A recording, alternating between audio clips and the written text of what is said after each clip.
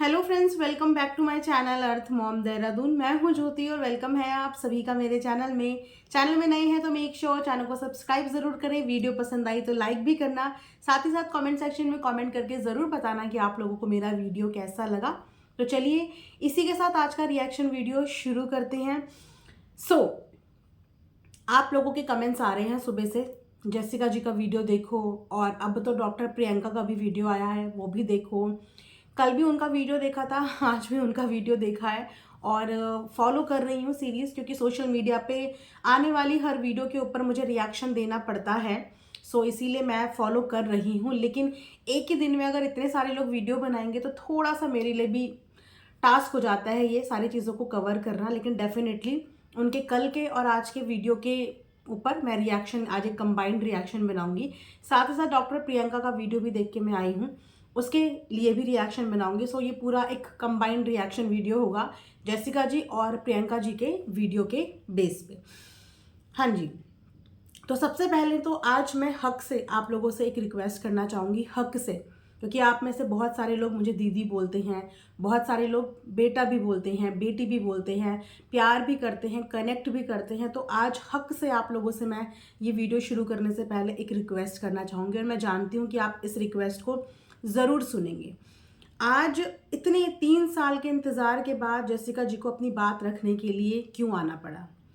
आज इतने साल के बाद प्रियंका जी को अपनी बात रखने के लिए क्यों आना पड़ा? आज इतने समय के बाद परी को अपनी बात रखने के लिए क्यों आना पड़ा? आज इतने समय के बाद आकांक्षा को, सरिता जी को, और भी काफ़ी सारे लोग हैं जिन्हें अपनी बात रखने के लिए आज क्यों आना पड़ा? कहीं ना कहीं इस चीज़ का रीज़न जगत दीदी नहीं बोलूँगी अब, क्योंकि जो चीज़ें अब सामने आई है उस हिसाब से जगत दीदी भी मुझे पसंद नहीं आ रहा है। बद्दुआ दीदी है ना, इसके बारे में आगे बात करेंगे। बद्दुआ दीदी से रिलेटेड वीडियो इन लोगों को आज इस समय पे क्यों बनानी पड़ रही है?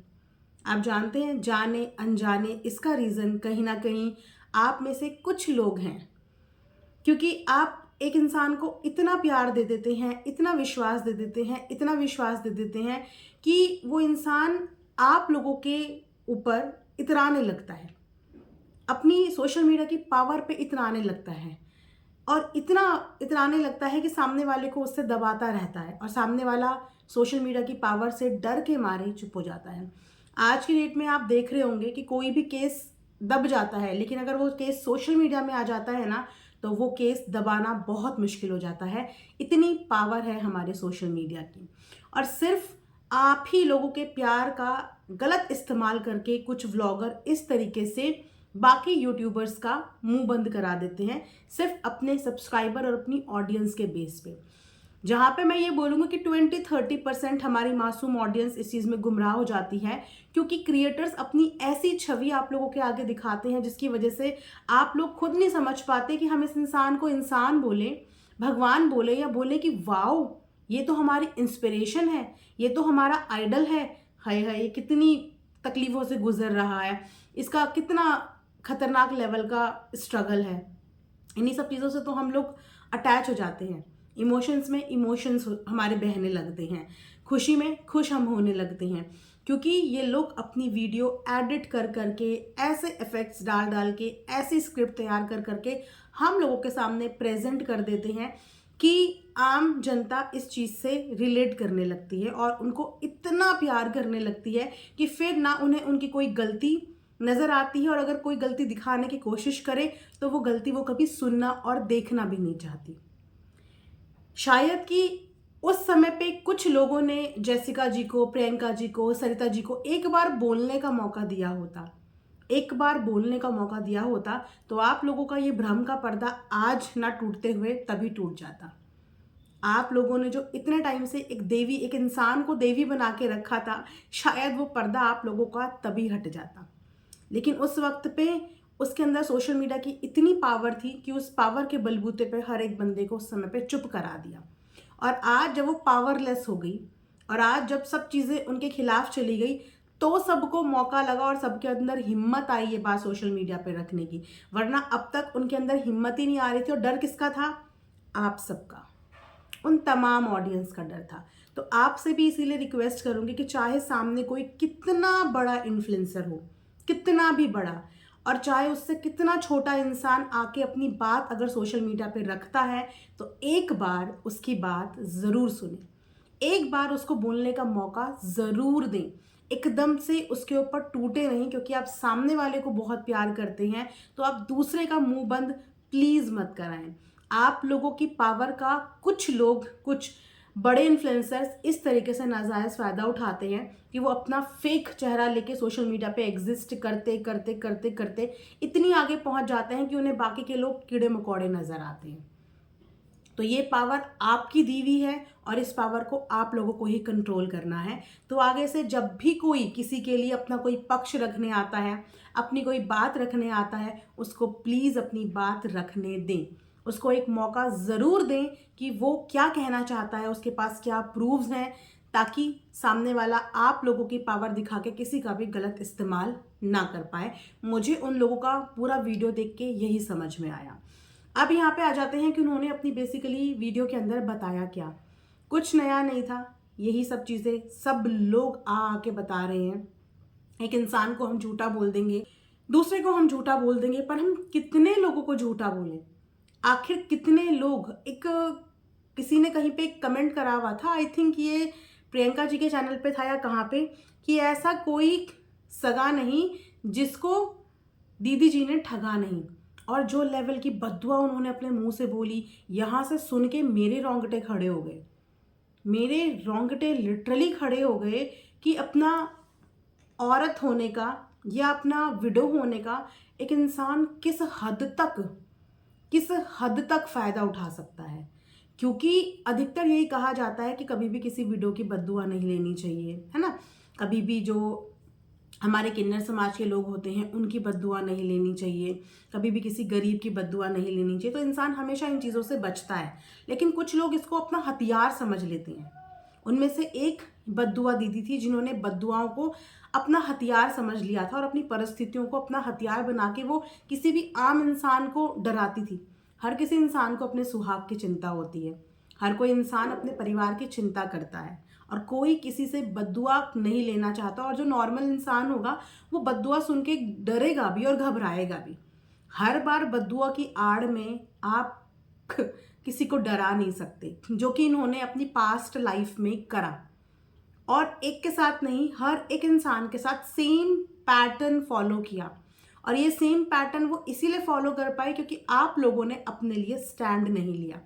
आज जितने भी तमाम लोग आके अपने लिए स्टैंड ले रहे हैं, अगर आप में से एक भी जना उस समय सॉलिड स्टैंड ले लेता तो उनका ये डोमिनेटिंग नेचर आज खत्म हो चुका होता और आज बाकी लोग इस चीज़ के भुक्तभोगी नहीं होते। लेकिन अनफॉर्चुनेटली कि जितने भी लोग उनसे ग्रस्त हुए उनमें से एक इंसान ने भी उस समय पे अपने लिए स्टैंड नहीं लिया और उनकी ये हिम्मत डे बाय डे टाइम के साथ साथ बढ़ती चली गई, बढ़ती चली गई, बढ़ती चली गई। मेरे को बहुत स्ट्रेंज लगा एक बात सुन के कि एक इंसान को अपने चैनल से फुर्सत नहीं मिलती तो वो इंसान बाकी सबके चैनल के कमेंट सेक्शन देखने के लिए टाइम निकालता कैसे है। कैसे उसके पास इतना वक्त होता है कि उसको एक एक इंसान के चैनल के नीचे क्या कमेंट आ रहे हैं ये पता होता है। मैं हैट्स ऑफ मानूंगी कि ऐसी कौन सी टीम इन्होंने अपने साथ बिठाई हुई है जिस टीम को ये सब जगह बांट देती हैं कि सबके चैनल देख के आओ। यहाँ तो कुछ क्रिएटर्स ने अपनी बात बोली है, इनफैक्ट इनकी नज़र हर एक चैनल पे होती है, हर एक चैनल के कमेंट सेक्शन में। इतना वक्त आता कैसे है, इतना वक्त सीरियसली कैसे आता है कि आपके पास इतना टाइम भी होता है कि आप जाके चेकआउट करो कि सामने किसके लिए क्या कमेंट आए हैं। हम अपने खुद के कमेंट्स मैनेज नहीं कर पाते, बहुत सारे कमेंट हम खोल भी नहीं पाते, लेकिन सामने वाले के पास इतना वक्त है, इतना वक्त। ये कमेंट्स की बातें तो बहुत लोगों ने बताई हैं अभी तक, तो कॉमन बातें हैं जो सच ही हैं, जो सच ही हैं क्योंकि कॉमन बातें हैं। इसके अलावा उन्होंने जो अपनी जर्नी में चीज़ें बताई वो ये थी कि किस तरीके से दोस्त बना के उसी दोस्त को दुश्मन बना दिया। मतलब दोस्त बने दुश्मन, और इस हद तक दुश्मन बने कि फिर उनके चाहे पैर टूटे या उनको कोई तकलीफ हो, सामने वाले को कोई फर्क नहीं पड़ता था, क्योंकि सामने वाला ना पीछे पीछे से अपने कनेक्शंस गहरे बनाता चला गया और सामने वाले को जिसको दोस्त बनाया था उसको ये रिप्रेजेंट करा कि मेरी लाइफ में सिर्फ तू ही है, लेकिन पीछे पीछे अपने कनेक्शंस बढ़ाता चला गया और बढ़ाता चला गया। जिस तरीके से जेसिका जी ने बातें बताई कि उनकी एक छोटी सी बच्ची, 10 साल की बच्ची से कंपटीशन, एक गाना, शायद जिस गाने पे मिलियंस ऑफ लोगों ने रील्स बनाई होंगी, मिलियंस ऑफ लोगों ने, जिस गाने पे किसी का कॉपीराइट नहीं है, जब म्यूजिक एजेंसी खुद आपको वो गाना प्रोवाइड कर रही है कि आप इस पे बना सकते हो, तो उस पे किसी एक इंसान का कॉपीराइट कैसे है? मुझे ये चीज़ समझ में नहीं आती। मैंने अक्सर यहाँ पे लोगों को देखा है, हमें कॉपी कर लिया, हमें कॉपी कर लिया, हमने ऐसा करा तो हमने हमारे देख के वैसा कर लिया। नहीं, आपको तो खुश होना चाहिए। अगर कोई इंसान मान लो आपके स्टेप्स को कॉपी कर रहा है, आपकी किसी चीज़ को कॉपी कर रहा है, तो आपको तो खुश होना चाहिए कि सामने वाला आपसे इंस्पायर हो रहा है, आपसे सीख रहा है, आपसे इंस्पिरेशन ले रहा है। इंस्टाग्राम पे एक रील वायरल होती है, उस रील में एक स्टेप वायरल होता है और सेम स्टेप को कितने लोग फॉलो करते हैं। और अगर जिस इंसान का वायरल होता है वही यहाँ पे आके बोल दे कि मेरा वायरल हुआ है, बाकी लोग क्यों इस पे बना रहे हो, ये तो मेरे स्टेप हैं। आजकल खड़े होने वाला स्टेप चला है ना, तो एकदम से खड़े हो जा रहे हैं स्ट्रेट, हस्बैंड वाइफ या जो भी साथ में, और खड़े हो के बना रहे हैं। वो एक लेडी ने बनाया है, गांव की एक लेडी है, उसका वो वाला जो पैटर्न है, जो स्टाइल है, वो वायरल हुआ है। उसके बाद वो बहुत लोगों ने कॉपी किया है। अब वो लेडी बोल दे कि आके तुम मेरे जैसा पैटर्न क्यों कॉपी कर रहे हो, तो ये कोई लॉजिक है? इनफैक्ट उस इंसान को खुश होना चाहिए कि मेरा पैटर्न, मेरा स्टाइल सामने वाला कर रहा है, वो मेरे से इंस्पायर हो रहा है, इंस्पिरेशन ले रहा है। इसे कॉपी नहीं कहते। कॉपी कहते हैं कि एज इट इज आपकी चीज़ों को डाउनलोड करा और उठा के डाल दिया, एज इट इज आपकी बनाई हुई चीज़ों को उठाया और डाल दिया। लेकिन अगर कोई आपको देख के आपके जैसा बनना चाह रहा है तो उसको इंस्पिरेशन कहते हैं, कि वो आपसे चीज़ें सीख रहा है, आपसे इंस्पायर हो रहा है। उसमें आपको खुश होना चाहिए, ना कि आपको नाराज़ होना चाहिए कि ये मेरे जैसा ऐसा क्यों कर रहा है। खैर, वहां तो उस बच्ची ने इनका कुछ कॉपी ही नहीं किया था, जस्ट एक सॉन्ग जो कि उस समय का मोस्ट ट्रेंडिंग सॉन्ग था। एंड आई थिंक आप में से भी बहुत लोगों ने उस गाने पे बनाया होगा, बहुत लोगों ने बनाया था, मैंने भी बनाया था, है ना। लेकिन उस गाने पे उस बच्ची ने बना दिया रील, तो उस रील से इतनी ज़्यादा प्रॉब्लम हो गई दीदी जी को कि तूने मेरी कॉपी कर दी है। तो फिर उन तमाम लोगों को भी बोलना था ना, फिर तो उस जिस म्यूजिक कंपोजर था उसको भी बोलना था कि तूने भी मेरी कॉपी कर ली है। या तो वो म्यूजिक कंपोजर को आप लोगों को बोलना था कि आप सब मेरी कॉपी कर रहे हो। कॉपी करने के लिए ही तो वो गाना डाला था उन्होंने। कोई भी कंपनी, कोई भी म्यूजिक अपना गाना ट्रेंड पे लाने के लिए, ताकि आप लोग कॉपी करें उस गाने को, इसीलिए तो डालते हैं वो लोग, कि जितने ज़्यादा लोग इस पे बनाएंगे उतना उनका गाना चलेगा। लेकिन किसी और के गाने पे भी दीदी जी को अपना कॉपीराइट था, जिन्होंने एक बच्चे से कंपटीशन कर लिया। एक 10 साल की बच्ची, उनका कहना भी सही है, इनका बच्चे बहुत लेट में हुए। अगर टाइम पे हो जाते तो शायद आज इनकी खुद की बच्ची भी 15-16 साल से कम की नहीं होती। लेकिन उस समय पे 10 साल की बच्ची इन्हें कॉपी लग रही थी, और वहां से ये चीज़ें शुरू हो गई। एक टाइम पे जो दोस्त मिलके कंटेंट डिसाइड करते हैं, एक टाइम पे जो दोस्त मिलके कोई चीज़ बनाते हैं, उसके बाद मेरे को समझ में नहीं आता कि ऐसे कैसे आप लोगों के अंदर ये थॉट्स आ जाते हैं कि बाद में आपको हर चीज़ कॉपी लगता है। हर चीज़ बाद में कॉपी लगता है। तब तक वो कॉपी नहीं लगता जब तक आप लोग एक दोस्ती के रिश्ते में हो, जब तक आप लोग एक इनिशियल जर्नी में हो, जब तक आप लोग कंटेंट भी शेयर कर रहे हो, टेक्निक्स भी शेयर कर रहे हो, हर चीज़ शेयर कर रहे हो। लेकिन बाद में जैसे ही आगे बढ़ने की बात आती है, सबसे बड़ा कंपेटिटर इंसान अपने दोस्त को ही बना देता है। जबकि कंपटीशन आपको अपने से ऊपर लेवल के लोगों से करना चाहिए, लेकिन इंसान ऊपर वाले लोगों से कोई लेना देना नहीं होता, नीचे वालों से भी कोई लेना देना नहीं होता। उसका सबसे बड़ा कॉम्पिटिटर उसका खुद का दोस्त बन जाता है। ये कैसे थॉट है आपके अंदर? दोस्ती का मतलब हमेशा एक दूसरे का साथ देके आगे बढ़ना होता है। अगर दोस्त पीछे जा रहा है तो उसको खींच के आगे लाना होता है। दोस्ती का मतलब ये नहीं होता कि आप अपने दोस्त को ही अपना कंपटीशन बना लो। और यहाँ पे दीदी जी का नेचर यही है कि दीदी जी को अपना हर दोस्त अपना कंपटीशन लगने लगता है, हर दोस्त अपने हाथ की कठपुतली लगने लगता है। और जो दोस्त ये चीज़ें ना करे वो दीदी जी का सबसे बड़ा दुश्मन हो जाता है। और उसको धमकाने का दीदी जी के पास दो ही पैटर्न होते हैं, इधर फेक कमेंट्स, डीएम्स या लीगल। जिससे इन्होंने अधिकतर लोगों को करा है जो अब सामने आ रहे हैं। फेक डीएम्स कराना, फेक कमेंट्स कराना। तो उनकी लाइफ जो है ना वो फुल ऑन सोशल मीडिया में इतनी ज़्यादा, मुझे ऐसा फील हो रहा है, इतनी ज़्यादा सोशल मीडिया के अराउंड सराउंड हो गई है कि इनको इतना ज़्यादा ये फेक लाइफ पसंद आ गई कि आई थिंक ये अपनी रियल लाइफ जीना भूल गई हैं। ये सच में अपनी रियल लाइफ जीना भूल गई हैं। और मेरे को ऐसा लगता है कि इनको अपनी रियल लाइफ जीने के लिए एक अच्छा खासा 10-15 दिन का ब्रेक लेना चाहिए, जिसमें ये अपनी रियल लाइफ इंजॉय करे इस रियल लाइफ को छोड़ के। क्योंकि इस रियल लाइफ में जो उन्होंने अपनी ज़िंदगी के इतने साल लगा दिए ना, वो इतनी इस चीज़ को रियल बनाने में तुली हुई हैं कि वो अपनी रियल लाइफ की ज़िंदगी भूल गई हैं कि रियल लाइफ में आखिर है क्या। इस फेक इमेज के चक्कर में आज उन्होंने अपने कितने सारे दुश्मन खड़े कर दिए, कितने सारे दुश्मन, just because of fake image. अपशब्द शब्द जब इन्होंने यूज़ करा था ना कि अपशब्द बोले जाते हैं, मेरे लिए भद्दे कमेंट्स करे जाते हैं, हर एक बंदा इनकी भाषा बता रहा है कि ये कितना गंदा बोलती हैं, ये कितना गंदा अब्यूज़ करती हैं, ये कितनी, ये तो हमने चैट में भी देखा किस हद तक ये गालियाँ देती हैं। और जब ये वीडियो के सामने आती हैं तो इतनी शुद्ध हिंदी के साथ इतने अच्छे वर्ड्स का प्रयोग करती हैं, और जैसे ही ये कैमरा बंद करके इधर आती हैं तो उसके बाद इनका लैंग्वेज बिल्कुल अनदर लेवल का होता है। इनका लैंग्वेज, इनका टोन, इनका तरीका सब कुछ बदल जाता है। ये सब चीज़ें अब हमारे सामने आई हैं कि किस लहजे में ये डीएम्स में, प्राइवेट में बात करती हैं सबसे। ये इनके खुद के पास्ट के रिकॉर्ड्स बता रहे हैं, इनके खुद के पास्ट के फ्रेंड्स बता रहे हैं जैसा इन्होंने बिहेवियर सबके साथ किया है। जैसिका जी के साथ भी यही सब करने की कोशिश करी, और जैसिका जी भी चुप हुई सोशल मीडिया की पावर के वजह से। प्रियंका जी भी चुप हुई क्योंकि सोशल मीडिया की पावर की वजह से। मतलब कैसे आप लोग चुप हुए और क्यों आप लोग चुप हुए? एनीवेज, अभी ये वीडियो आप लोगों ने सबने देख लिया होगा उनका, वो अपनी जो भी जर्नी बता रही हैं, अपना जो भी समय उनका बीता, उस समय पे वो नहीं बता पाई क्योंकि उस समय पे ऑडियंस ने उन्हें बोलने ही नहीं दिया। तो अब आकर वो अपनी सारी चीज़ें क्लियर कर रही हैं कि वो वाला वीडियो मैंने भी देखा था, और आई थिंक मैं इनके व्लॉग फॉलो नहीं करती थी, बद्दुआ दीदी के व्लॉग्स मैं फॉलो फ्रेंकली करती ही नहीं थी, इधर वाली जोन के व्लॉग्स में फॉलो करते ही नहीं थी।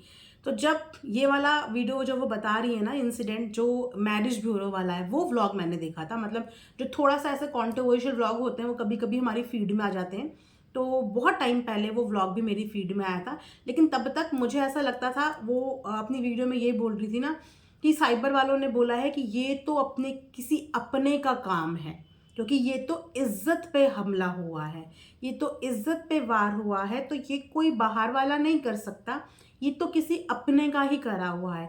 सो उस समय पे मुझे लगा कि ये शायद अपनी देवरानी के साइड में इसको इंडिकेट कर रही हैं, क्योंकि उस समय तक मैं इतना ज़्यादा इन लोगों को फॉलो नहीं करती थी। आज जैसिका जी का वीडियो सुन के पता चला कि कितना तगड़ा ब्लेम गेम ये लगाती हैं। और जैसिका जी नहीं है, अब 3 महीने से तो मैं रेगुलर फॉलो कर रही हूँ, क्योंकि जब मैं इधर की साइड रिएक्शन देने लगी तो मैं 3 महीने से काफ़ी हद तक चीज़ें फॉलो कर रही हूँ। तो जब 3 महीने पहले मैंने देखा था तो मैंने देखा था इन्होंने किस तरीके से सरिता जी पे भी एलिगेशन लगाए थे, पायल वाले इंसिडेंट के लिए एलिगेशंस, एयर ड्रॉप से ले लिया ना, वीडियो वायरल करने वाला एलिगेशन, मतलब उनके ऊपर भी बहुत एलिगेशंस लगाए थे, ब्लेम लगाया था, है ना, जबकि इनसे बड़ी यूट्यूबर वो थी, ब्लेम लगाया था। और सरिता जी का पैर पीछे खींचने का एकमात्र रीज़न था उनके घर की इज्जत, जो इन्होंने बोल दिया था सबके घरों की इज्जत आएंगी सामने, 5-5 साल 3-3 साल पुरानी इज्जत आएंगी सामने, आप समझ रहे हैं। तो वहाँ से मैंने चीज़ें बिल्कुल रेगुलर बेस पे फॉलो करी हैं। लेकिन जब आज जैसिका जी का वीडियो देखा तो उन्होंने जब ये बात बताई कि इनको उनका मोटिव था बोलना, उस मैरिज वाली चीज़ के लिए इनकी तरफ इशारा किया गया था कि हमने साइबर सेल से ट्रेस करवाया है आईपी, और वो आईपी महाराष्ट्र का निकला है, और वहाँ से ये सब चीज़ें हुई हैं क्योंकि उस मैरिज ब्यूरो में फ़ोटो जो है इनकी फार्म हाउस वाली थी,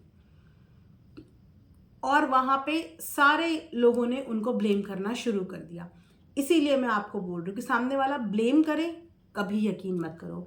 जब तक आप अपनी आंखों से किसी भी चीज़ की एविडेंस ना देख लो, किसी की भी वर्बल बातों में आप लोग बिलीव मत करो। यहाँ पे जितनी कहानी आप सुनते हो ना, कहानी सुनने के बाद सबसे बोलो कि कहानी बहुत सुन ली, आप हमें इस चीज़ के प्रूफ्स दिखाओ। आपके पास क्या प्रूव है कि ऐसा हुआ था? आपके पास क्या प्रूव है कि आप बोल रहे हो कि सामने वाले ने ऐसा किया? है ना? क्योंकि इस तरीके से व्लॉगर गुमराह करते हैं और अपनी तानाशाही सोशल मीडिया पे चलाने की कोशिश करते हैं, और अपने से छोटे क्रिएटर्स को या लाइफ में आगे बढ़ जाते हैं तो छोटे लोगों को दबाने की कोशिश करते हैं, जिनका शिकार बहुत सारे लोग बीते दिनों हुए हैं। लेकिन बोलते हैं ना कि लाइफ में जब ठोकर लगती है तो एक नया एक्सपीरियंस लाइफ का मिलता है, और मैं जानती हूँ कि ये एक्सपीरियंस आप लोगों के लिए भी नया है, मेरे लिए भी नया है, और आगे की जर्नी में डेफिनेटली हमारे ये काम आएगा कि आगे से हम कभी किसी के इमोशंस में नहीं बहेंगे, या कोई भी बड़ा क्रिएटर अगर बोल रहा है तो वो सच ही बोल रहा होगा, हम इस चीज़ को भी नहीं मानेंगे। हम भी यही बोलेंगे कि भैया आप दिखाओ, आप दिखाओ और दिखा के हमें बताओ कि आप सच बोल रहे हो या आप झूठ बोल रहे हो। तो जेसिका को एक दो इंसिडेंट में इसी तरीके से फंसाया गया, जिसकी वजह से पब्लिक अंधाधुन उनके पीछे पड़ गई, जिस कारणवश एक इंसान का मोटिवेशन टूट जाता है। आप लोगों के एक एक कमेंट बहुत वैल्यूएबल होते हैं, बहुत वैल्यूएबल।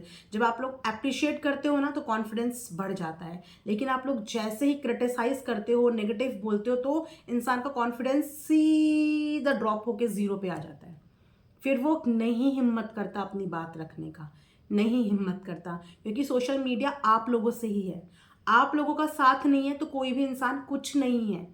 आप लोगों का साथ है तो एक इंसान ताकतवर है, अगर आप लोगों का साथ नहीं है तो वह इंसान ज़ीरो है। तो इसीलिए अपना साथ किसी के साथ भी सोच समझ के आप लोग रखिए। बाकी जो सोशल मीडिया पे आ रही हैं, आप लोगों की तरह मैं भी वो चीज़ें देख रही हूँ, सुन रही हूँ, समझ रही हूँ, और सबसे बड़ी बात है कि सीख रही हूँ। तो ज़्यादा लंबा इस वीडियो को मैं नहीं करूँगी, आप लोग बिल्कुल इंतज़ार कीजिए, क्योंकि सचिन भी अब अपनी फैमिली के साथ भोपाल से लौट आए हैं, जैसे कि हमने वीडियो में देखा। और अभी जितनी तमाम यहाँ पे अफवाहें भी चल रही हैं कि वो जेल में बंद हो गए, ऐसा हो गया, वैसा हो गया, अभी तक ऐसा ऑफिशियली कोई भी स्टेटमेंट नहीं आया है। जेल वेल में एकदम से बंद होना कोई हुआ नहीं है ना? तो इस तरीके की अफवाहों में आप लोग बिलीव ना करें, वो कोई जेल वेल के अंदर बंद नहीं हुए हैं। हर कानून की एक प्रक्रिया होती है, और उसी प्रक्रिया के तहत ही चीज़ें होती हैं, स्टेप बाय स्टेप, है ना? तो वो चीज़ें स्टेप बाय स्टेप होती हैं। हर एक इंसान को अपनी सफाई देने का मौका मिलता है, और वो अगर गए भी होंगे तो पूछताछ एक फॉर्मेलिटी होती है, कोई भी केस आगे बढ़ने से पहले या बढ़ाने से पहले, तो वो फॉर्मेलिटी के लिए गए होंगे। और फिलहाल वो अपने घर हमें वापस भी दिखे हैं, एक दो झलक उनकी दिखी है, तो वो कोई जेल वेल में बंद नहीं है। और जब तक कोई भी ऑफिशियल स्टेटमेंट नहीं आती तब तक आप लोग किसी भी अफवाहों में बिल्कुल भी बिलीव ना करें, किसी चीज़ की टेंशन अभी ना लें। उन लोगों के अपने अपने चैनल्स हैं, फैमिली के सबके, ऐसा कुछ होगा तो उनकी साइड से ऑफिशियल स्टेटमेंट किसी ना किसी के ज़रिए हमें मिल ही जाएगा। और अगर मुझे कोई इन्फॉर्मेशन मिलती है वैलिड, तो मैं आप लोगों के साथ विद रेफरेंस वो चीज़ें शेयर करूंगी। तब तक जिन्होंने चैनल को सब्सक्राइब नहीं किया है, जल्दी से सब्सक्राइब कर दीजिए, वीडियो को लाइक भी करना और कमेंट सेक्शन में ढेर सारा प्यार दिखाना। मिलेंगे नेक्स्ट वीडियो में, तब तक अपना ध्यान रखिए। Thanks for watching earth Mom Dehradun.